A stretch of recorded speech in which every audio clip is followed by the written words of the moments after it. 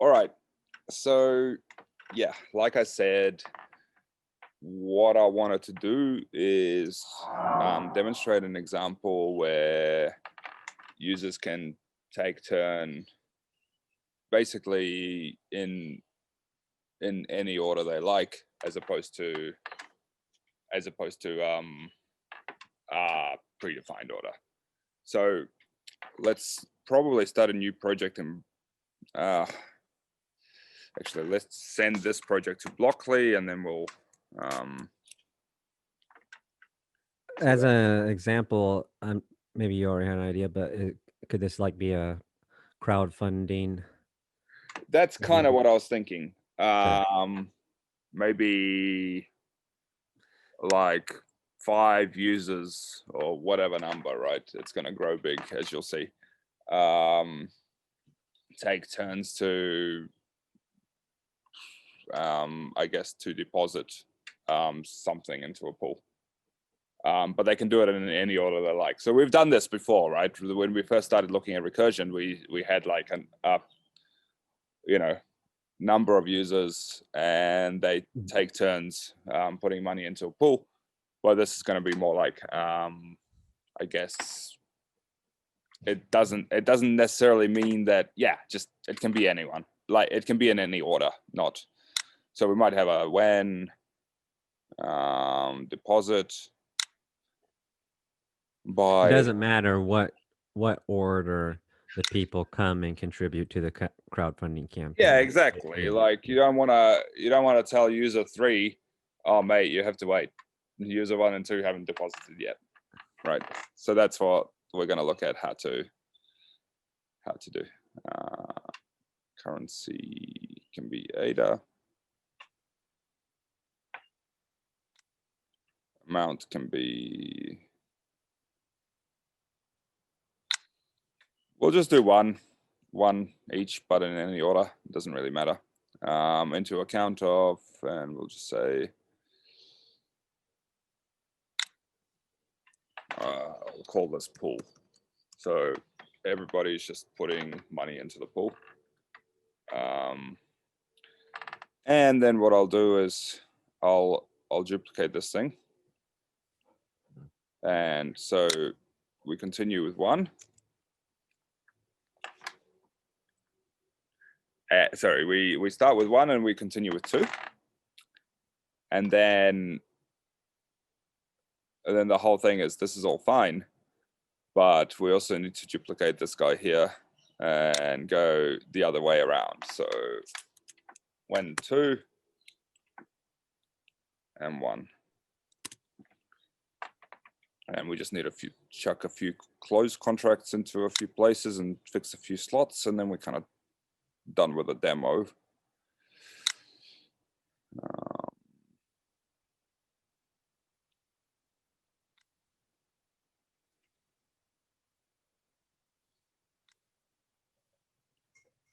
Okay, so initial deposit can be, like we can put a 5 here and say 10 here and 10 here. Something like that. So we can send that to simulator.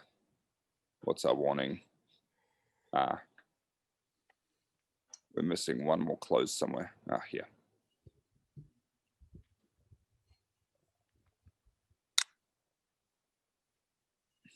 Right.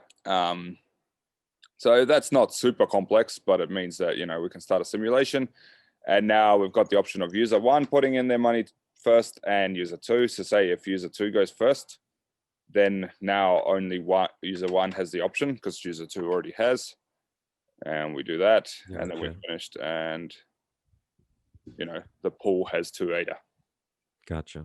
So likewise, if we go user 1 first, then now user 2 is the only leftover one, so they can do it in that order. So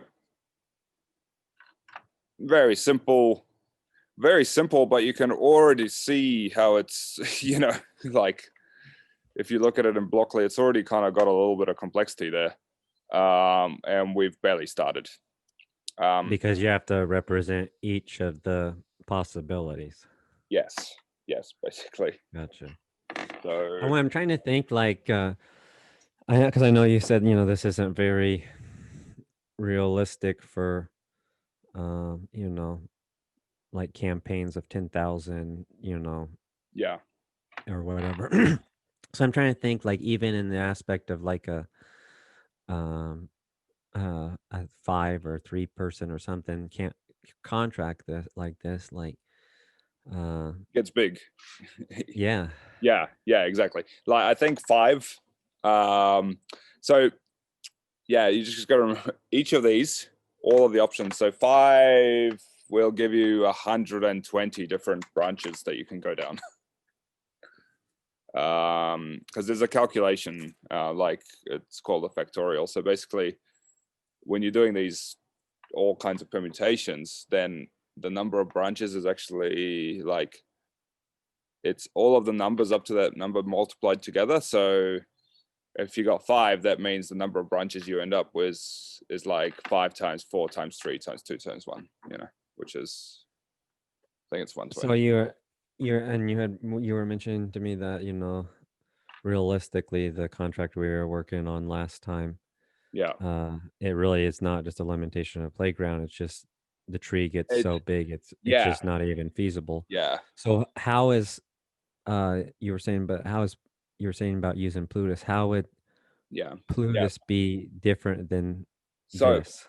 so the problem, right? The problem here is that we have to construct a program and take up memory and take up file space for every single path, including the ones not taken, right?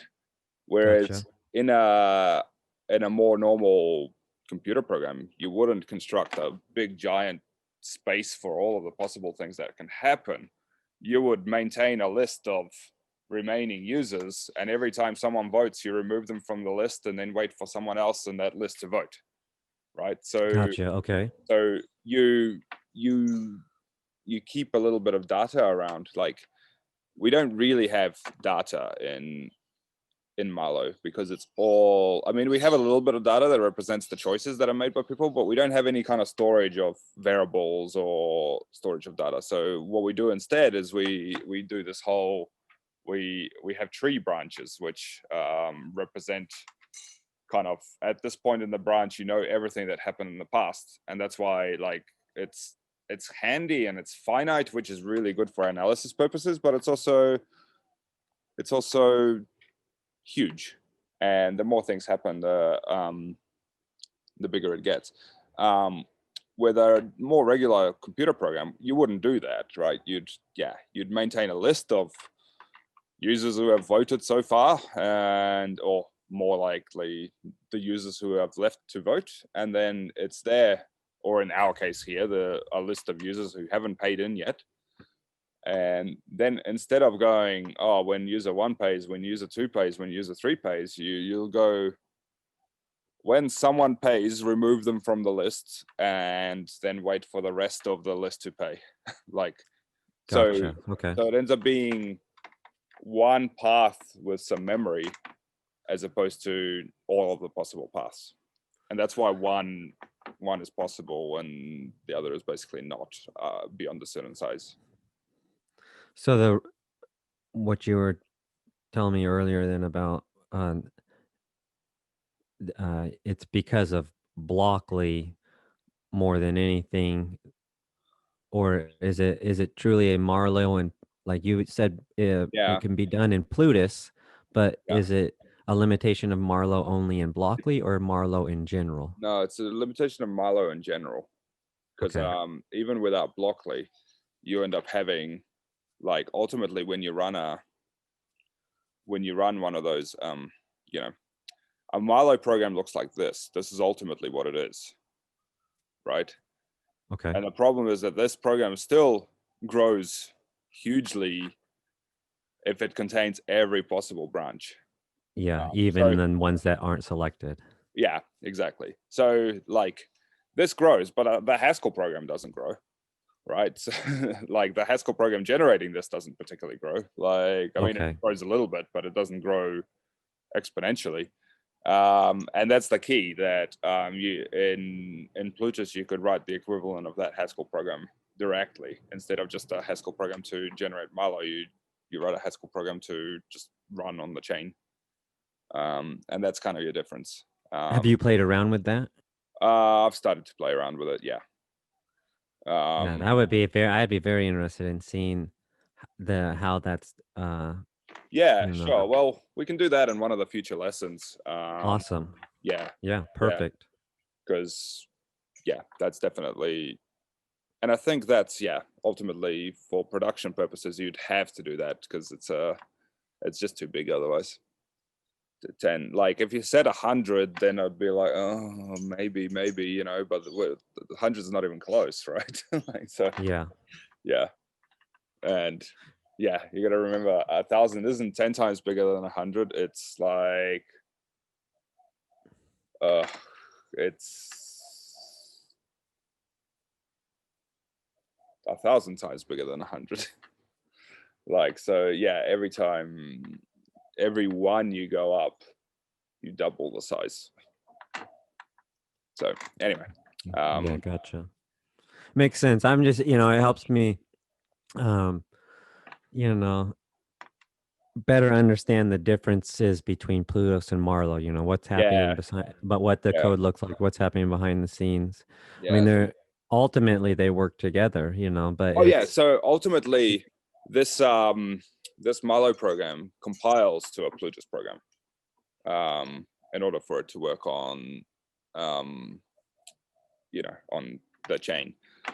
But the problem is that this compiles to a simplistic, huge, and if the Marlowe program is huge, the resulting Plutus program would also be huge. But you could write a small Plutus program to do the same thing more efficiently, right? That's the thing. Because what this is like, it's just this has the advantage of checking every path, which means there are certain things like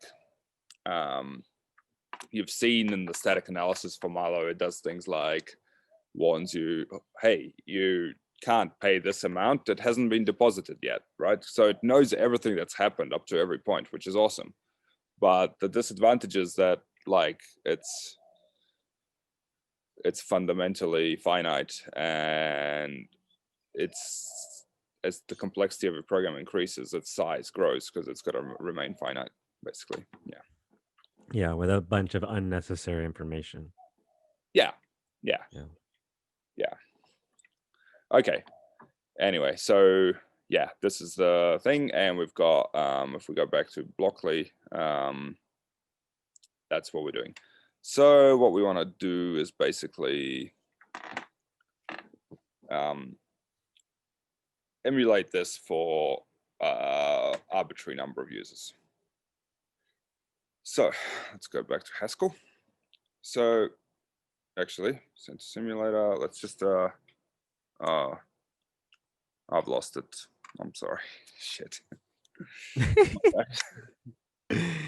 Okay, Yeah. I'll quickly whip it up. So it's that's why last week I was telling you to save you were that puppy we were working on. Yeah. I got a little too confident. You just can't push too many buttons at once. When deposit by I'll just make a smaller one, because like usual with recursion, we only really need a base case. So I'll make a smaller one than last time. But I wanted to show you what we're trying to do. I think it wouldn't have been clear with one. Okay, anyway, so by user, I'm just going to say user 0. We're going to start counting at 0 because that just makes a few things easier later. Doesn't really matter. We could make it 1, but 2. I think this should, I like the pool idea. It'd be like, I was thinking about, like, this could be a cool little, just like 3-person lottery almost. So it's like, there's this little smart contract game where, you know, 3 people just quick put in 1 ADA into a pool, and then randomly one person wins it. It's like, that's right. that could work. So all you need is you need like a trusted party to make a choice at the end of the lottery, so that we know what we're doing. So because obviously none of the users can. Yeah, you need a trusted party to like make a vote basically in order to decide who wins the lottery. Who wins the lottery? Yeah. Values 1 ADA. Okay, so we'll send that to simulator, we'll copy it. Oh, we'll make that 5. Yeah. So that's that. Edit Haskell source. Contract equals ADA. Fix that. ADA. I'm just gonna say deposit amount equals constant 1.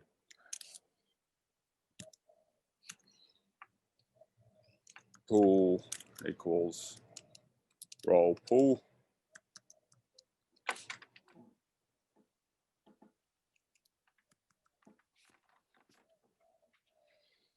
Cool. And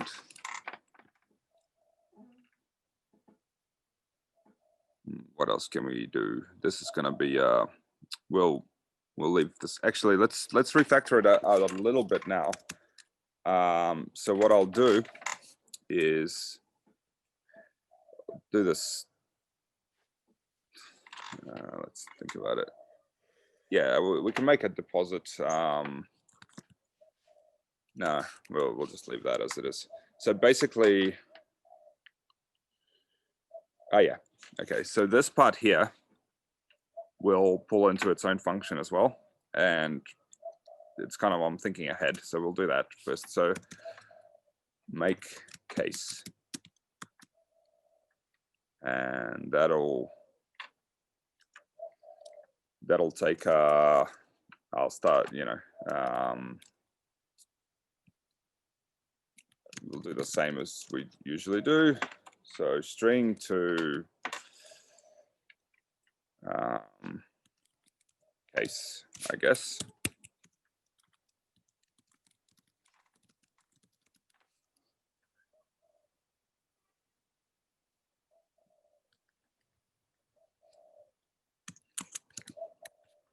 Something like that. And then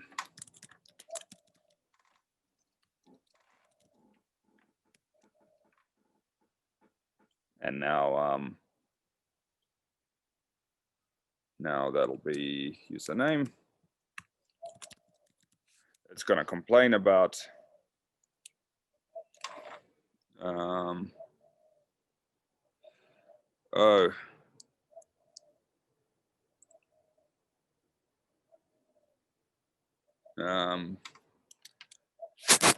just 1 second. How are we going to do this? This is another one. Yeah, let me just look at the Marlowe source code for this.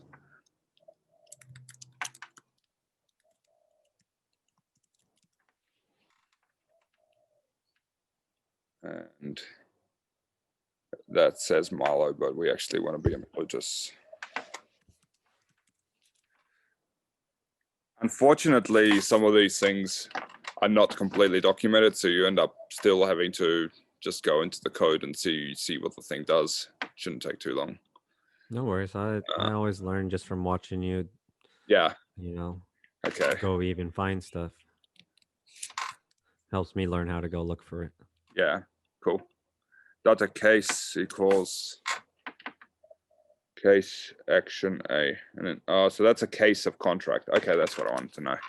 So we haven't really looked at this, and depending on how far we go with our Haskell, we may or may not. But I'll just quickly just like give you a hand wavy explanation. So this is this lowercase thing here. For example, here you've got an account. There's a definition of what a payee is.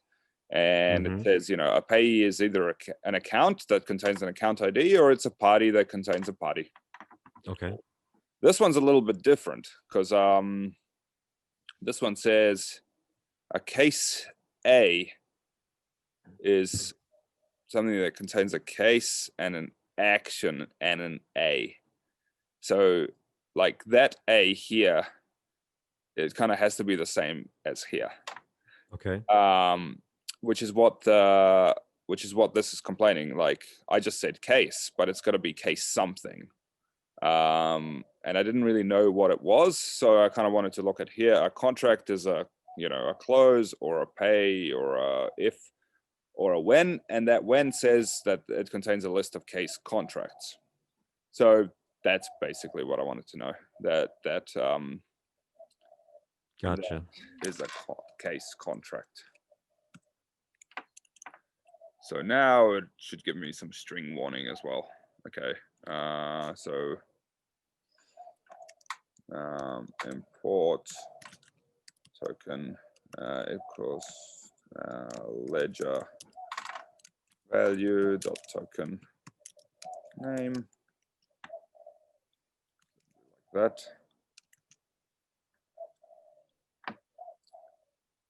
Yeah, cool. And then that'll be a token name instead of a string. So we've had to jump through these hoops before. I hope it's not too. Again, it doesn't really like strings, but I never remember that this thing is called token name. So I just put in a string and let the type system tell me what it's supposed to be. Yep, makes sense. Yeah, cool.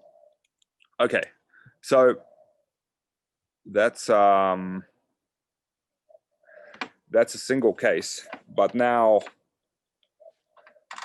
just to go on a little bit more. I have a quick question. I was thinking about this. So for example, you say there's 3 in this, right? Would it require that all 3 took part, or could just 2 people and it's still?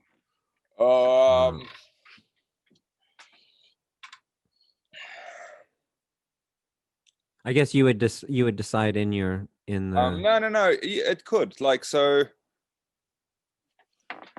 it's a good question, and let's run a test when we have a contract that generates this. Yeah, just thinking like 1 and 2 do it, 3 does nothing. Yeah. I think what'll happen, and we can verify it in the simulator, but I think what'll happen is the time will lapse.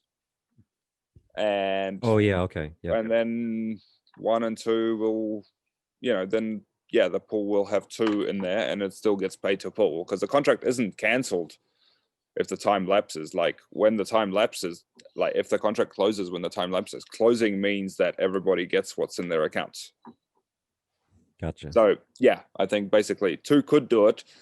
The only thing is that they have to wait for 3 to have a chance, and if 3 chooses not to, then yeah, that's fine, but the whole time has to pass anyway. Yeah, so I wanted to do this, and you'll see why, because first we're going to do a normal recursive one for just one case, and then we're going to like basically make a case here for every single permutation.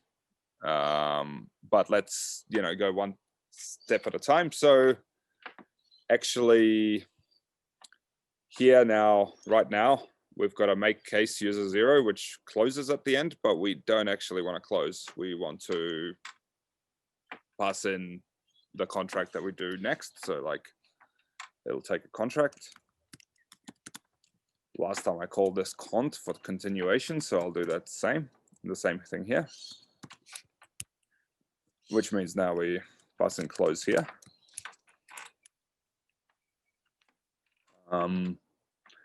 Cool, so not much has happened, it's just the same. Now what we want is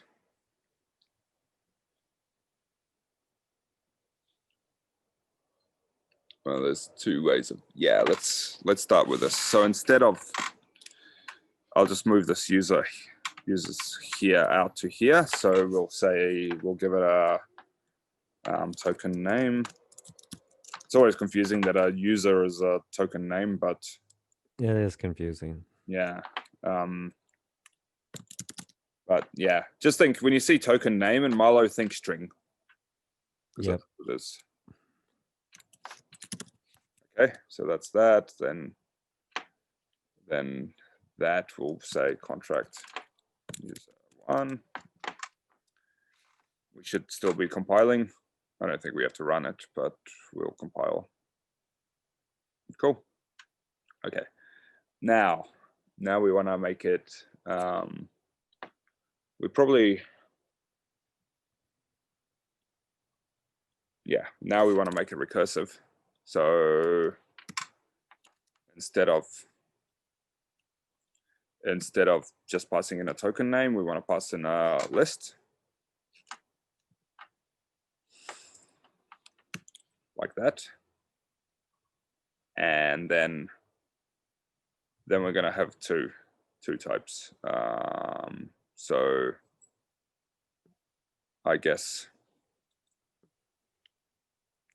yeah, I'll just comment this out and put it somewhere. Right. Then I'll just copy him. I'll just say, so a contract with no users is just a close, like usual. And then a contract with this is still not actually doing the permutations, it's just doing all of the recursive user cases like before. Okay. So, you know, head tail equals, we do that when, so we make the case with head, and then we, instead of closing here, we do the contract tail.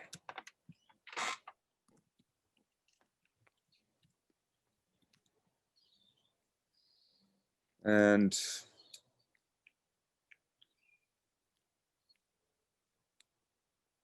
the only thing is here we'll have to pass in a number rather than, otherwise it'll always be 5.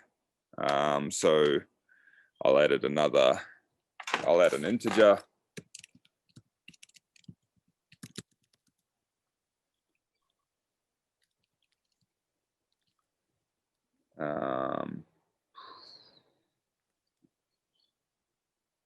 Yeah, that's fine. So in the case of our empty list, we don't care what the timeout is because there's nothing to do, so we just ignore it. And then here we say timeout.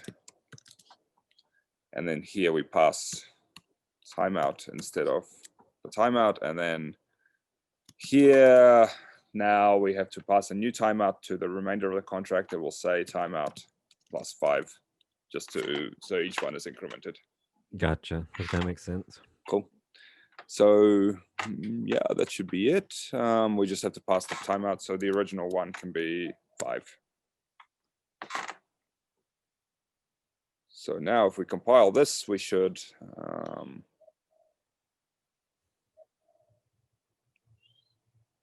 that should be a slot, not an integer. Okay.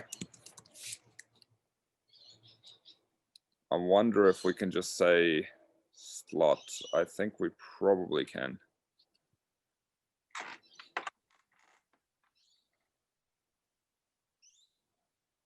Yeah. So let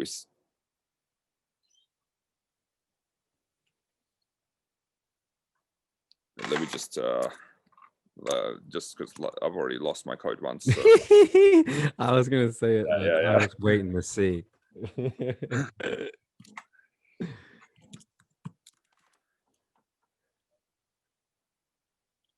Yeah.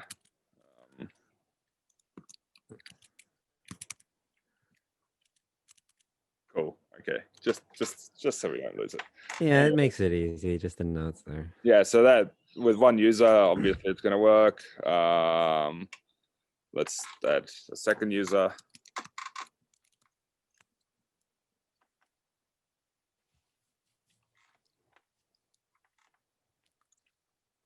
So remember, we haven't done the combinations yet. We've just done the thing that we always do, you know, first deposit, second deposit, and so on. So now it comes down to doing the combinations. Sorry, the permutation. Yeah, which order they happen. Yeah. So what I'm going to call this is, instead of calling it contract, because the contract is going to be the whole thing, I'm going to call it single permutation contract.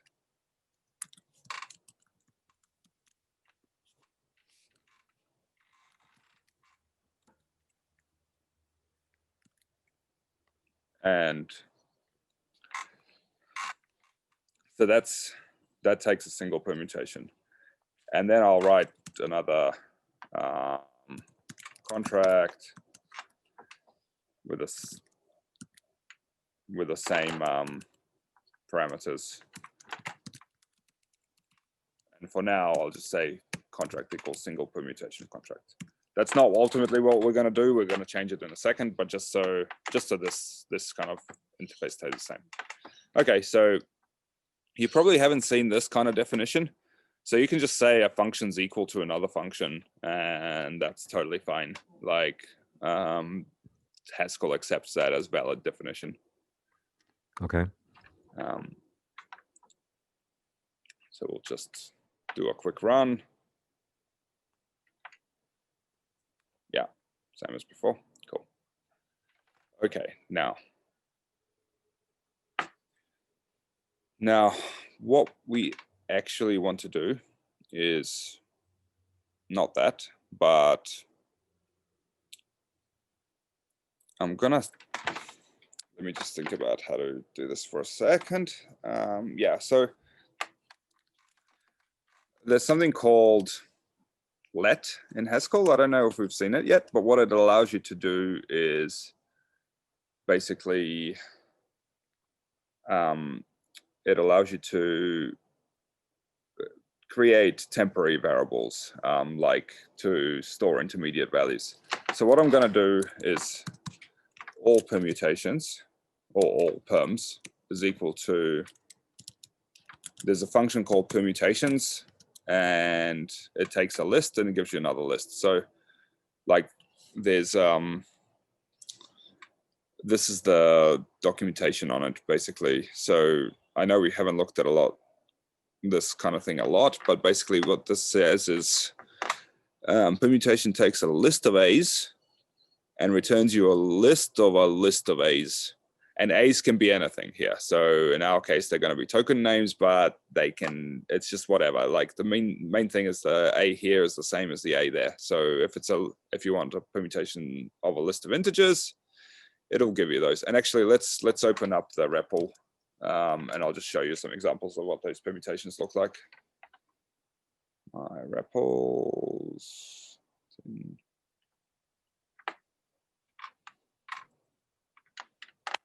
Just because it's always easier to look at these things without. So I think I can just go straight in here.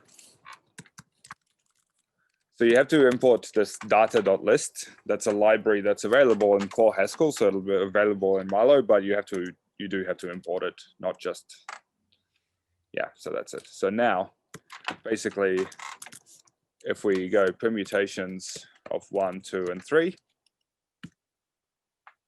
see, it gives us a list of 6 lists. So it gives us 1, 2, 3, 2, 1, 3, 3, 2, 1, 2, 3, 1, 3, 1, 2. Gotcha. Yeah. So that's what we're going to use to get all of the permutations of the, so, same with like, if we make it more our case, user 1, user 2, user 3, get 1, 1, 2, 3, 2, 1, 3, 3, 2, 1, 2, 3, 1, 3, 1, 2, and 1, 3, 2. Gotcha. Makes sense. So yeah, so that's what we want to do here. So we want to do permutations of we'll give this thing, call it names, slots, something like that, and then so all permutations are permutations of names. So all permutations is a list of lists now, and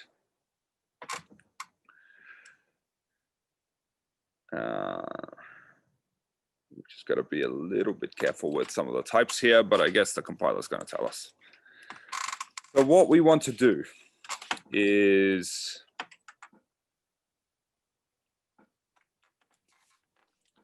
let me do some thinking about this, just because yeah, so we've got all of the permutations now, and now we basically want to do a single permutations contract here, but we don't actually want to. What we ultimately want to return is like yeah, so we want to return a when, and it's going to take so when you do let, then you finish it with in, and then that thing that you return in that's kind of what you want to do. But yeah, we essentially want to have a when, and the timeout should be, I guess we should give it a timeout here. Oh, that's slot. Yeah, it's a slot. So it should when, and yeah, and then and that timeout, and then finally a close. So what we've got to do is construct a list of these contracts from kind of basically to each of these permutations. We've got to apply this contract and see what happens. So there's a function called map, which you haven't seen yet either, but or maybe you even have. Not quite sure, but I'll show you quickly.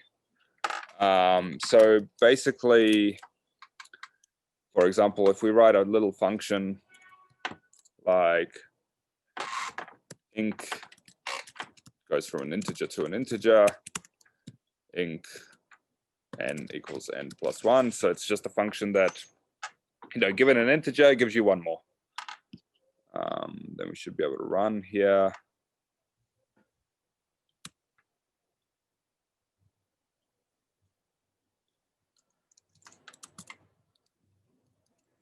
I think I should just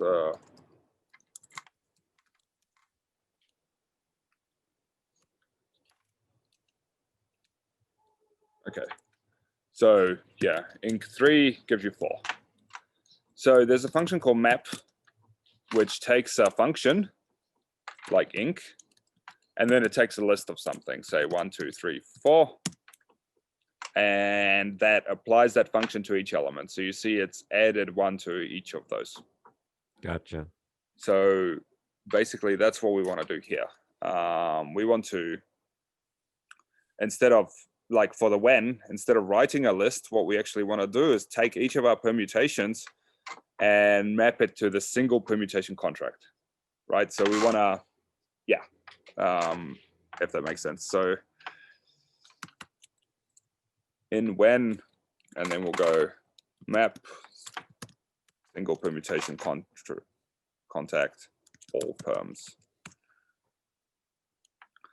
So that's nearly what we need, but it's not going to compile because the types are all wrong. So let's see. So it says variable not in scope permutations. That's just because we have to do that import data list. Just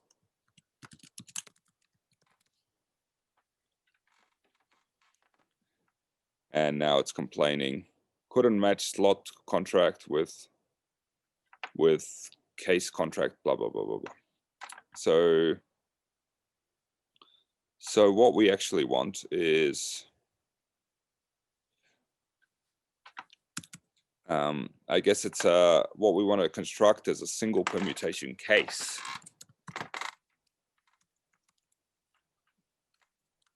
You have to create the first list. Yeah. So basically, I want to start with something like this. But instead of returning a contract, we just want to return a case. Case contract. That's what we found out earlier. So that's ultimately going to call this make case, but actually, yeah, not quite. And the other thing I'm going to do here, just because it makes things a little bit easier for me, is I'm going to move the slot in this function to the front. Now, so single permutation case, slot tokens equals something. The reason I'm putting the slot in the front, because then I can just pass it here. And like, if, you know, in Haskell, if you've got a function that takes 2 parameters and you just pass it 1 parameter, the result is a function that just kind of takes the remaining parameters. So you've kind of partially filled that function. Again, these probably deserve lessons in their own right, but you know, let's keep rolling on this. So basically, yeah, that means that I can set the slot in here, and then I can pass kind of that thing to map, and then that map will fill those tokens with each of the tokens. I'll say users. Yeah, it'll fill each of those users with one of the permutations, which is kind of what we want. And I think all we want to do is basically call, it's like quite similar to this, but we want to return a case. Meaning, I'll just copy this and then I don't want to throw this other one out yet.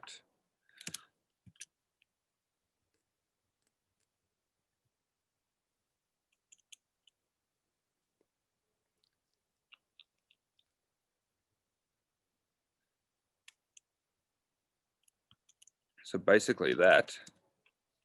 But we get rid of the when.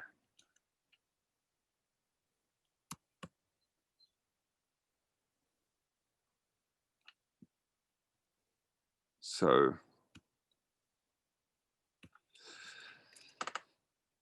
yeah, so let's have a look at that. So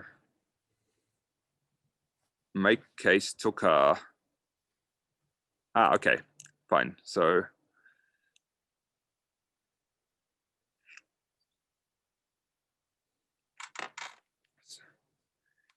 yeah, so I'm just going to say, let me just be real. It's a little bit more complex than I was expecting when I was heading into this. So let's just take it slowly. So a single permutation case returns a case. And it takes a list of users, but that users, okay, so it's either going to be a single user. That's a little bit weird because we can't really create a case with no users. So our recursion base case is actually a list of length 1. You know, it's a bit strange, but it'll work just fine. So we can call this like I don't know, user. And then we make case with that user. And now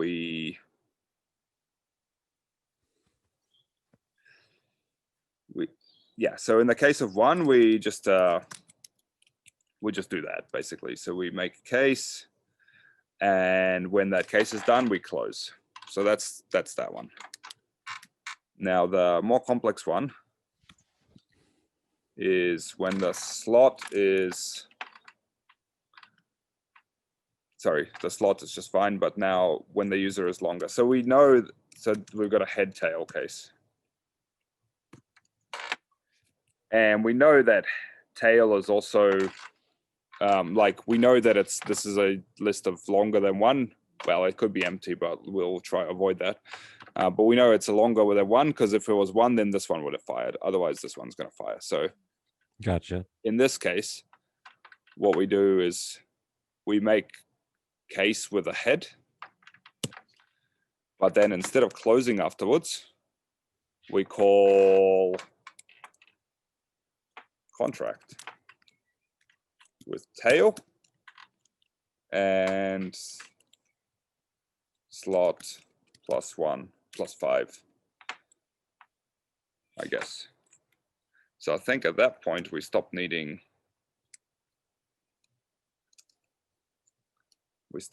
this.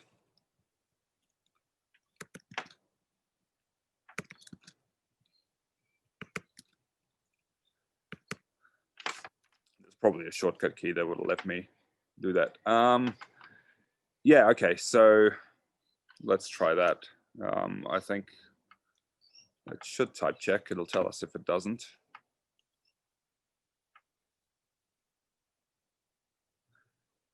Cool, it seems good. So let's go to Blockly. User 1 and then user 2. So we're in a when. So when user 1 deposits first, then we go into a when user 2. Otherwise, we start with user 2 and then we go to a when user 1. So yeah, that's, and we're going 5, 10. So, nice, yeah. Yeah, that's what we wanted. Okay, let's make it bigger. Not too much bigger though.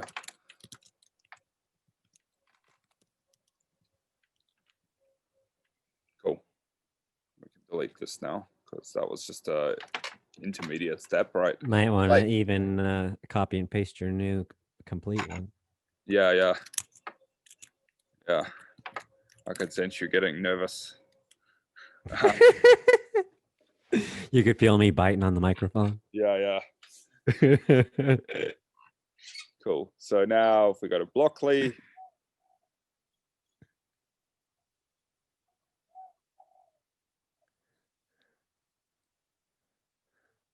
you see how big it gets with 4? Yeah. Crazy. I think I don't think it's going to open in Blockly. Oh, it did. Okay. Go ahead and do the little zoom outy thing. Let's see how far you guys zoom out to bid it.